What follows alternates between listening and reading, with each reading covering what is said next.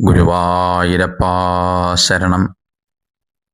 സ്വാമിയേ ശരണമയ്യപ്പ. നമ്രാണാം സന്നിധത്തെ സതതമപി പുരസ്തൈരനഭ്യർത്ഥിതാനപി അർത്ഥാൻ കാമാനജസ്രം വിതരതി പരമാനന്ദ സാന്ദ്രാം ഗതിം ച. ഇത്തം നിശേഷലഭ്യോ നിരവധിക ഫല പാരിജാതോ ഹരേ ത്വം ക്ഷുദ്രം തം ചക്രവാടീദ്രുമമഭിലഷതി വ്യർത്ഥമർത്യോ വ്രജോയം.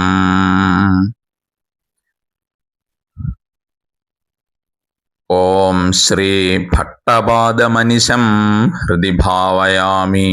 ഓം ശ്രീകൃഷ്ണപാദമനിശം ഹൃദി ഭാവയാമി. നിശേഷാത്മാനമേനം ഗുരുപവനപുരാധീശമേവ ആശ്രയാമ. വന്ദേ ഗുരുപരമ്പരാം. സർവത്ര ഗോവിന്ദനാമ സങ്കീർത്തനം. ഗോവിന്ദ ഗോവിന്ദ. നമ്രാണാം സന്നിധത്തെ സതതമപി പുരസ്തൈരനഭ്യർത്ഥിതാനപി അർത്ഥാൻ കാമാനജസ്രം വിതരതി പരമാനന്ദ സാന്ദ്രാം ഗതിം ച. ഇത്തം നിശേഷലഭ്യോ നിരവധിക ഫല പാരിജാതോ ഹരേ ത്വം ക്ഷുദ്രം തം ചക്രവാടീദ്രുമമഭിലഷതി വ്യർത്ഥമർത്യോ വ്രജോയം. ഗുരുവായൂരപ്പാ ശരണം പ്രസാദിക്കണേ. ശ്രീ ഗുരുവായൂരപ്പന്റെ പ്രത്യേകതകള് ഓരോന്നോരോന്നായിട്ട് ഭഗവാനെ തന്നെ കൽപ്പിക്കുകയാണ് മേൽപ്പത്തൂര്. എന്താ അദ്ദേഹത്തിന്റെ ഉദ്ദേശം? സകല ജനങ്ങളെയും, ഈ ലോകത്തിലുള്ള സകല ജനങ്ങളെയും ഗുരുവായൂരപ്പന്റെ സന്നിധിയിലേക്ക്, ഗുരുവായൂരപ്പനിലേക്ക് അടുപ്പിക്കുക, ഭഗവാന്റെ സന്നിധിയിലേക്ക് വിളിക്കുകയാണ് അദ്ദേഹം. ഈ ലോകത്തിലെ സകലമാന ജനങ്ങളെ കൊണ്ടും തന്റെ നാരായണീയത്തിലൂടെ ഗുരുവായൂരപ്പനെ സ്വീകരിപ്പിക്കുകയാണ് മേൽപ്പത്തൂര് ചെയ്യണത്. അക്കാരണത്താൽ ഗുരുവായൂരപ്പന്റെ പ്രത്യേകതകള്, മഹിമകള് ആദ്യ ദശകത്തിലെ ശ്ലോകങ്ങൾ കൊണ്ട് തന്നെ വിളിച്ചു പറയുകയാണ് അദ്ദേഹം. എന്നിട്ട് നമ്മളോട് ഒറ്റ ചോദ്യം: ഇങ്ങനെയൊക്കെയുള്ള ഗുരുവായൂരപ്പനെ നിങ്ങൾക്ക് വേണോ? ഇതാണ് നമ്മളോട് ചോദിക്കണത്. നമ്മൾ പറയുണ്ടായി, മേൽപ്പത്തൂര് ഗുരുവായൂരപ്പന്റെ സ്വരൂപത്തെക്കാള് സ്വഭാവത്തിന്റെ മാഹാത്മ്യത്തിനാണ്, സ്വഭാവത്തിനാണ് പ്രാധാന്യം കൊടുത്തിട്ടുള്ളത് എന്ന്. എന്താ നമ്മുടെ ഗുരുവായൂരപ്പന്റെ സ്വഭാവം? ആ ഭഗവാന്റെ സ്വഭാവം നമ്രാണാം സന്നിധത്തെ, നമസ്കരിച്ചവന്റെ മുന്നിലേക്ക് ഈ ഗുരുവായൂരപ്പൻ അങ്ങോട്ട് ചെല്ലും. അങ്ങനെയുണ്ടോ? അങ്ങനെ തന്നെയാണ്. അതിന് ഒരു നമസ്കാരത്തിന്റെ കഥയുണ്ട്. ഈ ഗുരുവായൂര് നമസ്കരിച്ചവന്റെ മുന്നിലേക്ക്, അത് എവിടെയായാലും ഗുരുവായൂരപ്പൻ അങ്ങോട്ട് ചെല്ലും. അത് ഗുരുവായൂരപ്പന്റെ നിയമമാണ്. മേൽപ്പത്തൂര് നാരായണീയ രചന തുടങ്ങുന്നതിന് മുമ്പ് 10-12 ദിവസം ഭജനമായി കഴിച്ചുകൂട്ടി അങ്ങനെയാണ് നമ്മൾ അനുസ്മരിക്കാറുള്ളത്. അങ്ങനെ പട്ടേരിയുടെ ഭജനം നടക്കുന്നതിനിടയ്ക്ക് ഒരു ദിവസം ഭഗവാന്റെ വടക്കേ ചിറയില്, അതായത് ആ തീർത്ഥക്കുളത്തില് പട്ടേരിക്ക് പരിചയമുള്ള ഒരാളെ കണ്ടു. ഒരു നമ്പൂതിരി. കണ്ടപ്പോ സമയം രാവിലെ ഒരു 10-10:30 മണി ഒക്കെ ആയിട്ടുണ്ട്. അദ്ദേഹത്തിന്റെ കുളിക്കലായിട്ടേ ഉള്ളൂ. പട്ടേരിയുടെ ആണെങ്കിൽ രാവിലത്തെ കുളിയും തേവാരവും നാമജപമൊക്കെ കഴിഞ്ഞ് വടക്ക് ഭാഗത്തുള്ള ചിറയിലേക്ക്, തീർത്ഥക്കുളത്തിലേക്ക് കാൽമുഖവും കഴുകാൻ വന്നപ്പോഴാണ് അദ്ദേഹം കുളിക്കണത് കണ്ടത്. പ്രത്യേകത എന്ന് വെച്ചാൽ അദ്ദേഹത്തിന്റെ ഒപ്പം കുറച്ച് സ്ത്രീകള് പിന്നാലെ അവിടെ വന്നിട്ടുണ്ട്, ഭ്രമിച്ച് വന്നിട്ടുണ്ട്.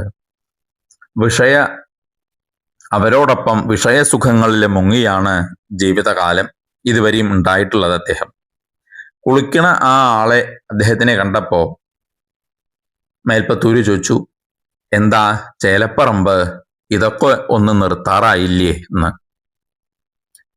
കാരണം എന്താ വെച്ചാൽ മേൽപ്പത്തൂരിന് മരണലക്ഷണം കണ്ടാൽ അറിയാം ഈ ചേലപ്പറമ്പ് മരിക്കാൻ ഇനി അധികം താമസമില്ല എന്ന് അദ്ദേഹത്തിന് തോന്നി. ആ ചേലപ്പറമ്പിന്റെ നിൽപ്പും ഒക്കെ കണ്ടു ചോദിച്ചതാണ്, ഇതൊക്കെ നിർത്താറായില്ലേ എന്ന്.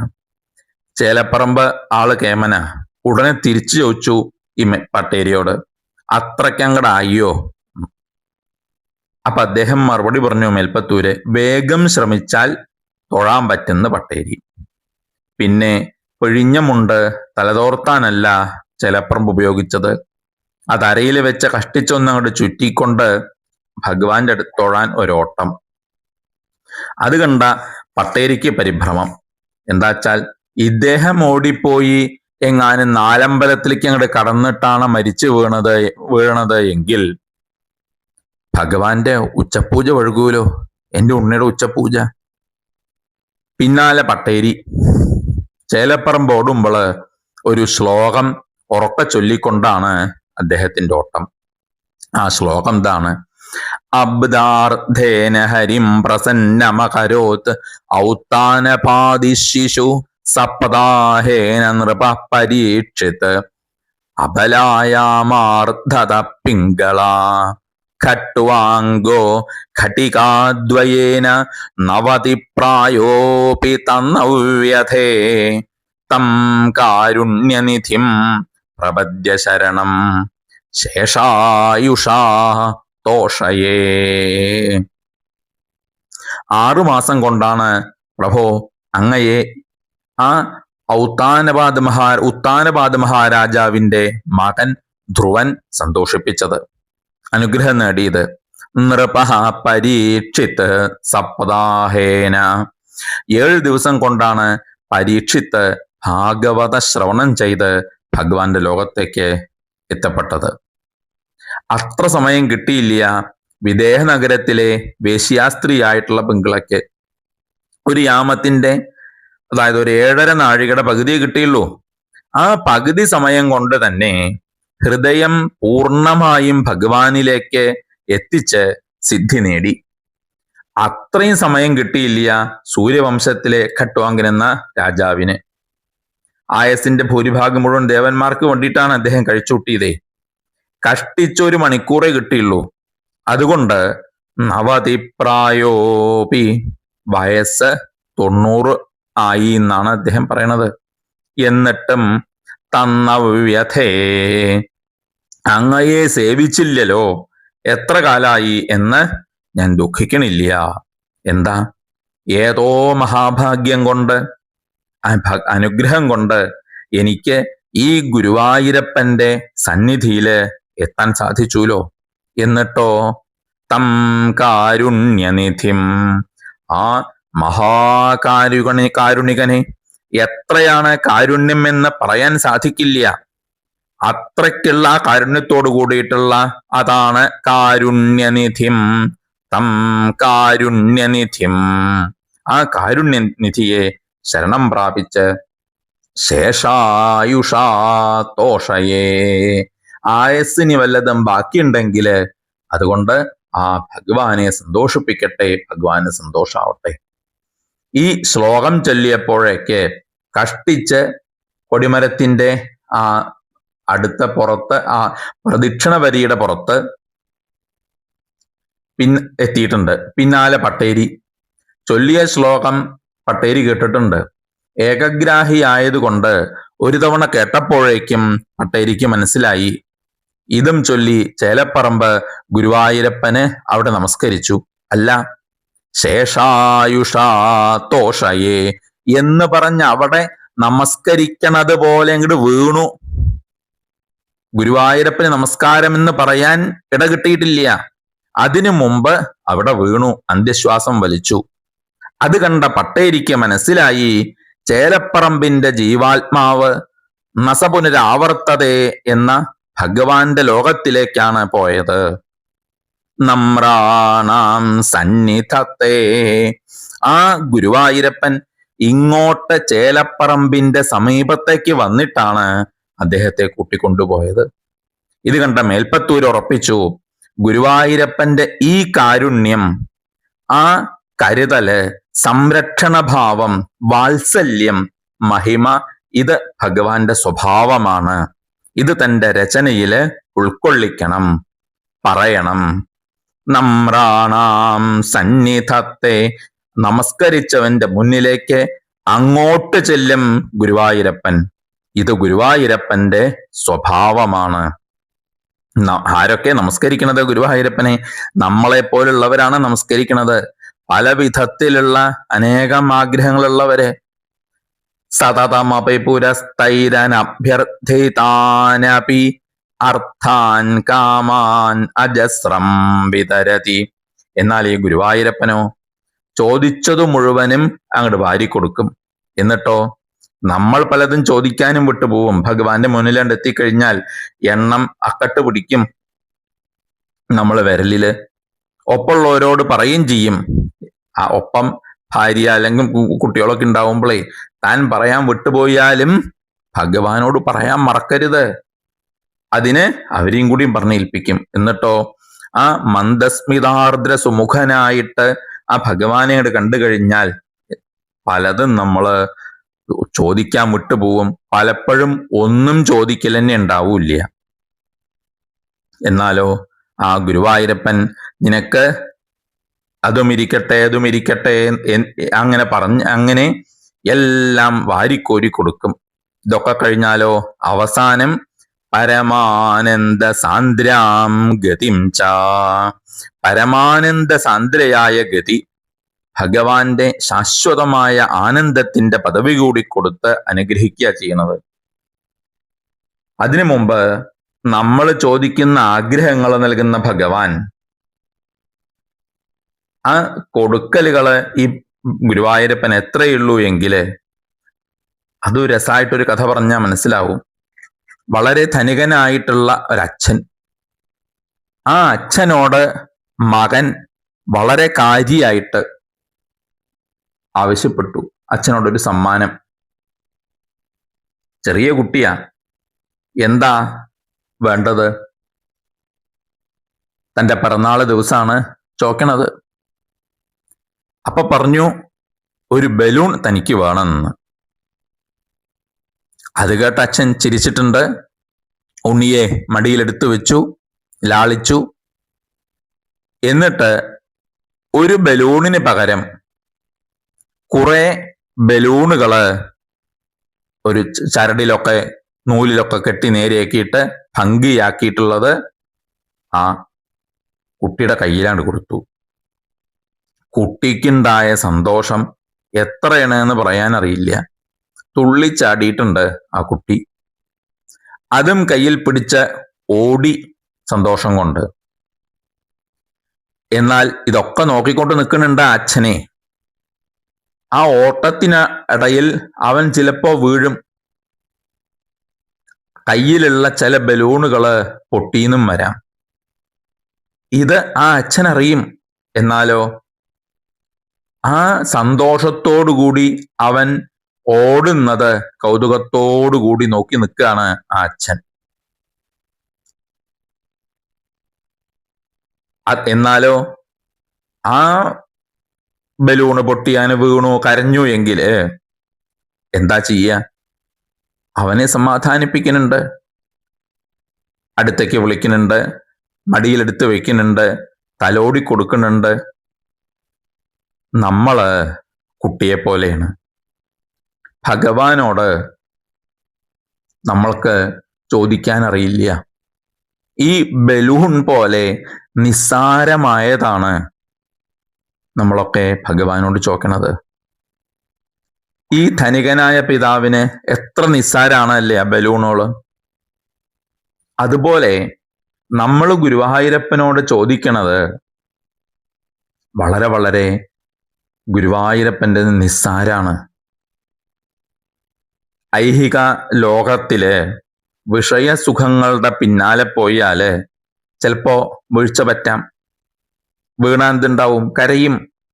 അപ്പോൾ ഭഗവാൻ വളരെ സ്നേഹത്തോടെ കാരുണ്യത്തോടെ നമ്മളെ വാരിയെടുക്കും, സമാധാനിപ്പിക്കും. ഭഗവാന്റെ ആ കൈകളെ കൊണ്ട് കർപ്പൂരം പൂശാതെ തണുത്ത കൈകളെ കൊണ്ട്, താമരപ്പൂവിന്റെ സുഗന്ധമുള്ള കൈകളെ കൊണ്ട് നമ്മളെ തലോടും. ഒരു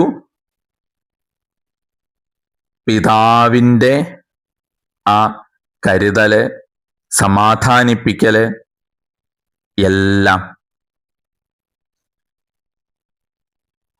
അതേപോലെ തന്നെ ആ പിതാവിൻ്റെതായിട്ട് എന്തെല്ലാം ഉണ്ടോ അതൊക്കെ ഈ കുട്ടിക്കുള്ളതാണ്.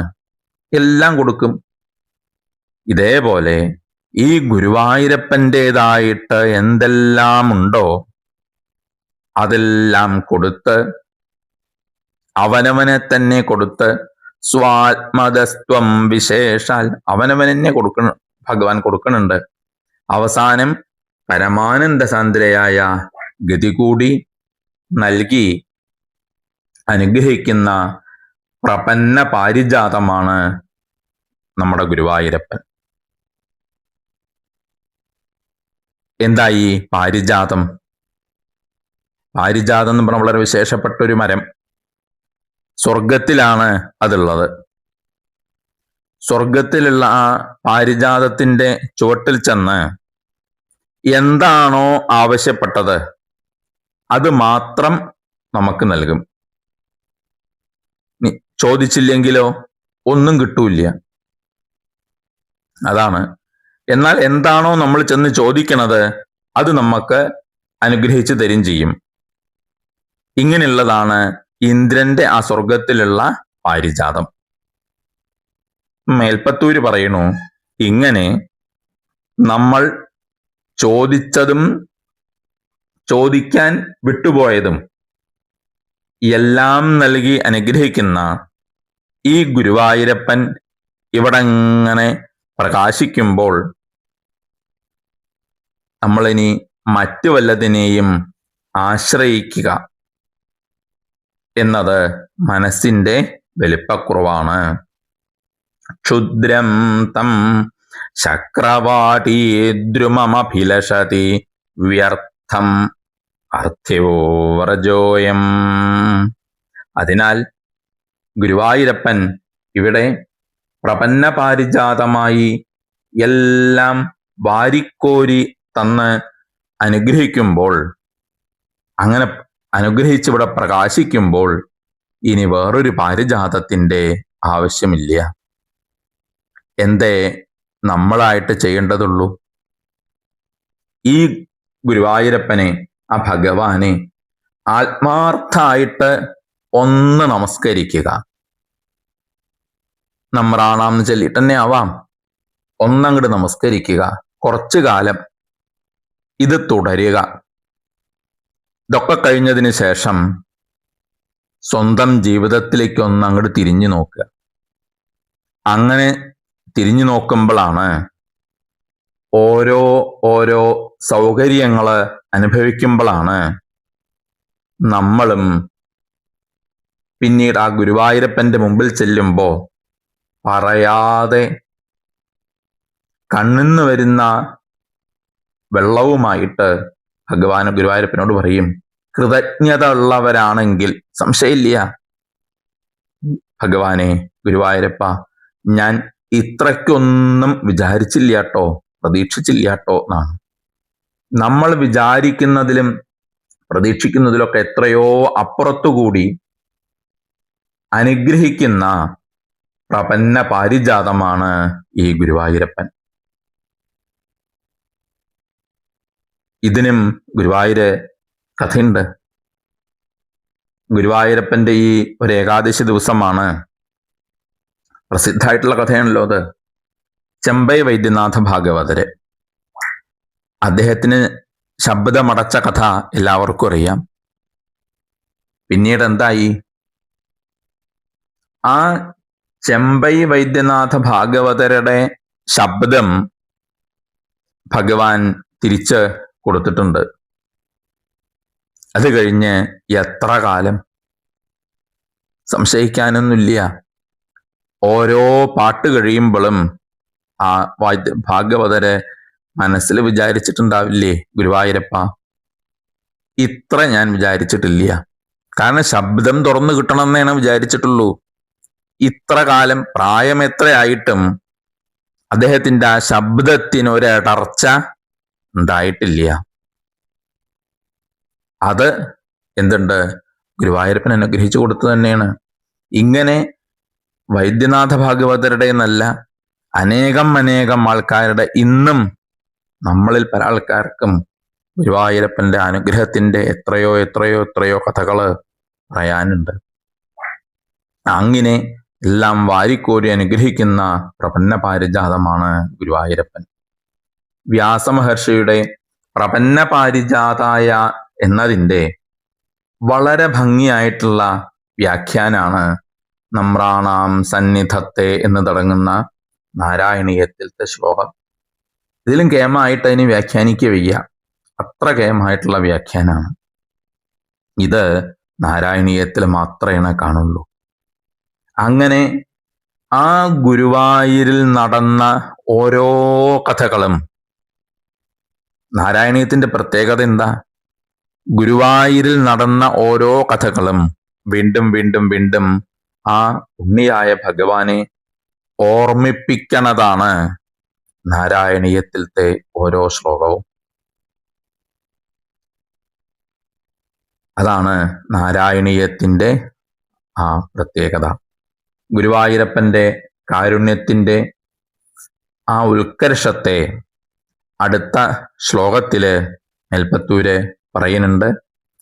അത് ഭഗവാൻ അനുഗ്രഹം കൊണ്ട് നമുക്ക് അടുത്ത തവണ അനുസ്മരിക്കാം.